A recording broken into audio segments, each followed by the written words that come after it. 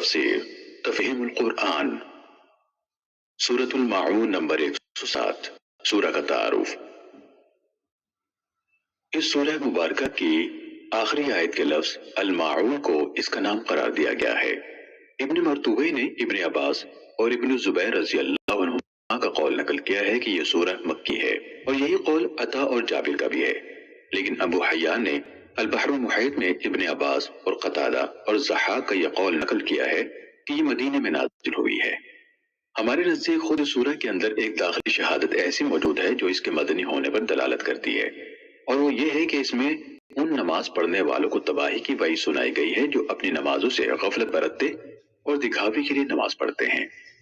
منافقین کی یہ قسم مدینے ہی میں پائی جاتی تھی، کیونکہ وہی اسلام اور اہل اسلام کو یہ قوت حاصل ہوئی تھی کہ بہت سے لوگوں کو مصلحتاً ایمان لانا پڑا تھا، اور وہ مجبوراً مسجد میں آتے تھے، جماعت میں شریک ہوتے تھے اور دکھاوے کی نمازیں پڑھتے تھے تاکہ انہیں مسلمانوں میں شمار کیا جائے۔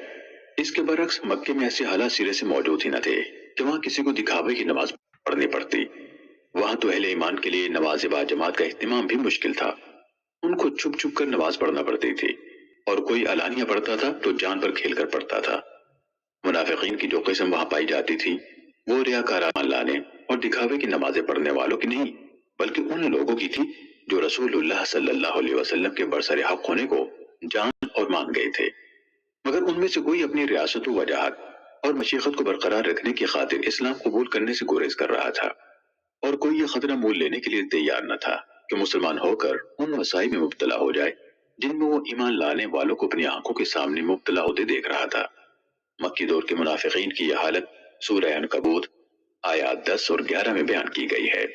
تشریح کے لیے ملاحظہ کیجیے تفہیم القرآن جلد سوم سورۃ العنکبوت حواشی 13 تا 16۔ اس کا موضوع یہ بتانا ہے کہ آخرت پر ایمان نہ لانا انسان کے اندر کس قسم کے اخلاق پیدا کرتا ہے۔ آیت 2 اور 3 میں ان کفار کی حالت بیان کی گئی ہے جو علانیہ آخرت کو جھٹلاتے ہیں، اور آخری 4 آیتوں میں ان منافقین کا حال بیان کیا گیا ہے جو بظاہر مسلمان ہیں مگر دل میں آخرت اور اس کی جزا اور سزا اور اس کے ثواب و عقاب کا کوئی تصور نہیں رکھتے۔ مجموعی طور پر دونوں قسم کے گروہوں کے طرز عمل کو بیان کرنے سے مقصود یہ حقیقت لوگوں کے ذہن نشین کرنا ہے کہ انسان کے اندر ایک مضبوط اور مستحکم پاکیزہ کردار عقیدہ آخرت کے بغیر پیدا نہیں ہو سکتا۔